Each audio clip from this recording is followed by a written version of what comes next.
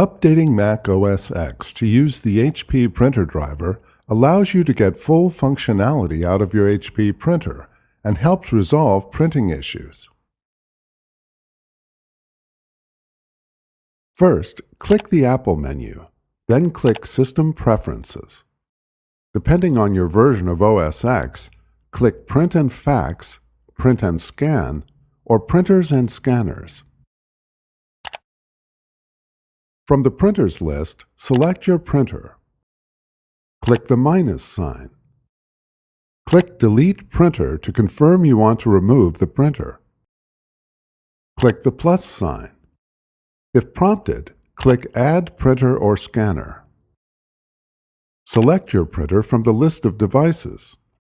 Before heading ahead into the video, in case you are facing any issue with your HP printer device, get in touch with our HP printer expert. Make sure your printer is listed as Bonjour Multifunction or USB Multifunction under the Kind column. Click the Use or Print Using box and select the name of your printer in the drop-down menu. Do not select the AirPrint driver.